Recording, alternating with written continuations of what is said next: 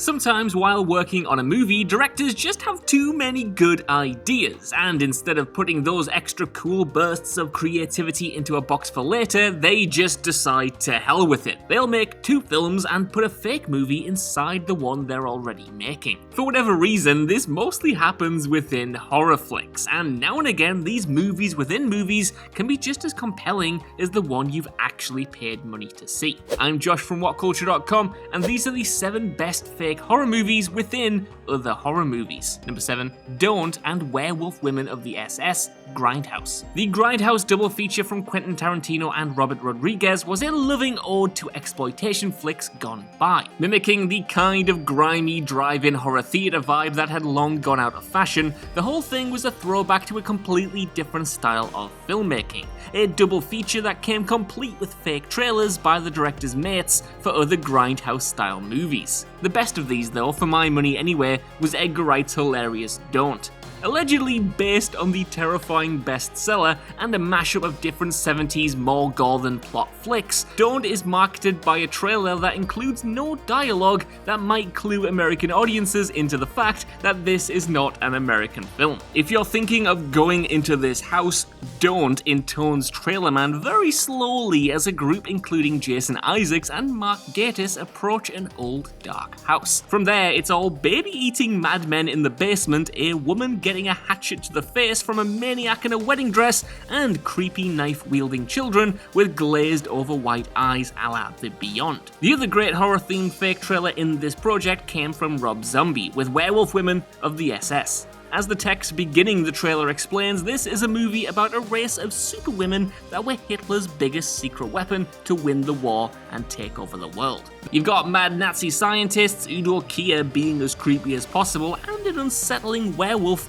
playing the piano. Throw in a cameo from Nick Cage of all people, and this is cemented as the weirdest trailer in the project. Number 6, The Case, Super 8. Super 8 is admittedly closer to something like Poltergeist or Steven Spielberg's movies in general than The Thing, but it is still very much a horror film in part. The flick is all about J.J. Abrams' love of motion pictures, especially horror and fantasy movies, focusing on a bunch of kids who stumble onto a sci-fi conspiracy while out filming Super 8 home movies. It's no surprise then that with filmmaking itself being a huge theme in the flick, that the movie boasted another fake horror movie inside it. The fake film in question is The Case, which is essentially a kid-made George Romero-inspired zombie picture played endearingly straight by its cast of kids as adult stock characters. Now, I must admit, I do love this one in particular because, like probably a bunch of you watching this, I did the exact same thing when I was a kid as well, making a terrible zombie film with my friends in our spare time.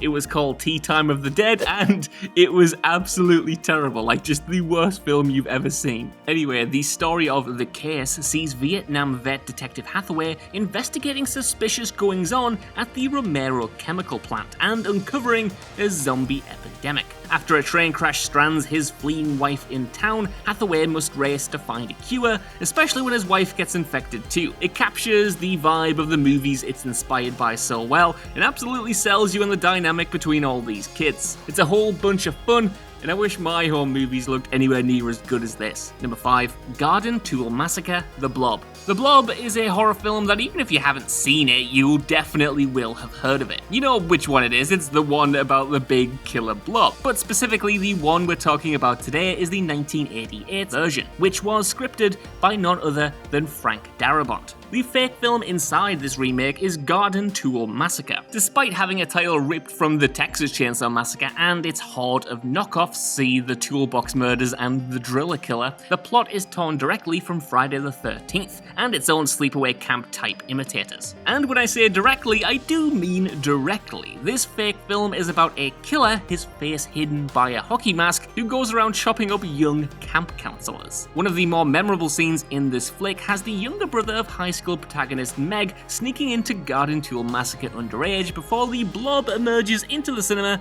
to attack the audience. It's pretty gross, but to be honest, it's not the worst cinema going experience I've ever had. Like, the stories I have to tell are ridiculous. Number 4, La Fin Absolue de Mont Cigarette Burns. If you haven't heard of Cigarette Burns, then don't worry. It was made as a 1-hour TV movie as part of the anthology series Masters of Horror. the show that gave great horror filmmakers of the 70s and 80s a chance at a return to form. While not quite at the level of his best work, Cigarette Burns sees John Carpenter on solid form taking on a story about a debt-ridden dealer in rare film, played by The Walking Dead's Norman Reedus, and his search for the monstrous Angel snuff movie. It's kind of like The Ring in a way, and worth checking out if you're a fan of the director. The movie inside the movie, though, is a mythical experimental horror thought to be completely lost, titled La Fin Absolue du Monde, aka The Absolute End of the World. After its entire first audience were murdered or went mad, and the cinematographer who shot it went blind, the film was sworn to never be shown again. The fake film itself, though, is more of an experience than a conventional narrative, though, with a series of disturbing scenes and images making up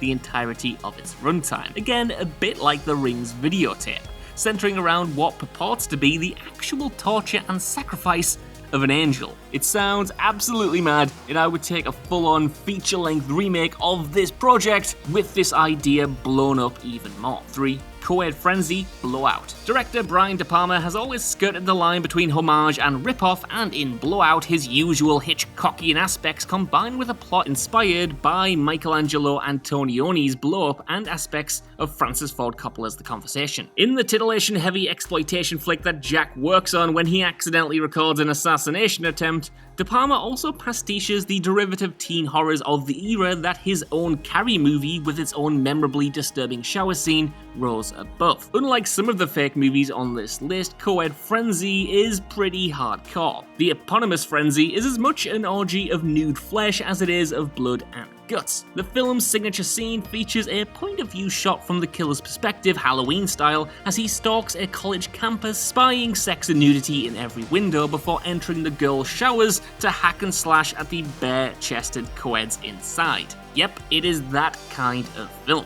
It's undeniably trashy, but hey, at least the screams provided by sound technician Jack have a certain power to them, so safe to say he was doing a pretty good job until his own life turned into a real-life horror movie. Number 2. The Equestrian Vortex, Barbarian Sound Studio. Surprisingly, Blowout is not the only thriller where a sound engineer working on a horror film is caught up in his own nightmare, as Toby Jones in Peter Strickland's Barbarian Sound Studio is suffering a much more intimate claustrophobic trauma in a film that is much more insular and psychological. Jones's emotionally repressed Gilderoy is like the protagonists in many Italian horrors, an anglophone lost and alienated amongst Italian speakers. Most of the film focuses on Gilderoy's recording of witchy voiceovers and Foley effects, from bashing and slicing vegetables to represent all of the slashing and slicing sounds found in the fake horror movie The Equestrian Vortex. As Gilderoy slowly unravels mentally, though, while being bombarded by images from the film, his fractured disconnect with reality is reflected by the narratively incoherent madness on screen. The director of the movie within a movie, Giancarlo Santini, claims that The Equestrian Vortex is not a horror film, but quote-unquote a Santini film. Make no mistake though, it's full of disturbing images of torture, witchcraft, and at one point,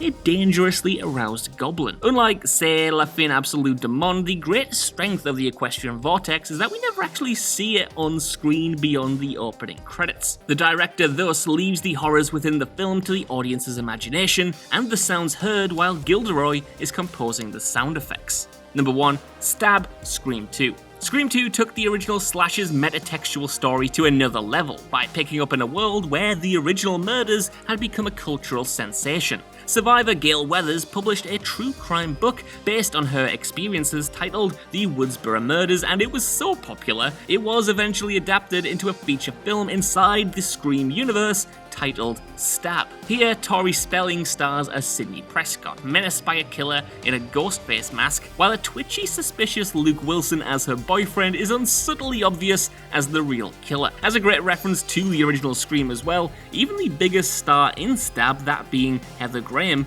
dies right at the very start. However, despite its true-life trappings, the fake film is likely to be more remembered by the characters for the copycat killing at a preview screening and a series of increasingly less true-to-reality sequels. Which is unlike the Scream franchise itself, which definitely did not lose itself via weaker sequels that made increasingly less sense. Not at all. Considering that Stab is pretty much just Scream 1 with more winking at the camera, it's safe to say it's a winner. So that's our list. I want to know what you guys think down in the comments below. Are there any horror movies within horror movies you think deserved a spot here? And do you think we should eventually get feature-length versions of these fake films? While you're down there though, could you head over to What Culture Horror for more gruesome videos like this on the regular? Of course, even if you don't, I've been Josh, thank you so much for watching, and I'll see you soon.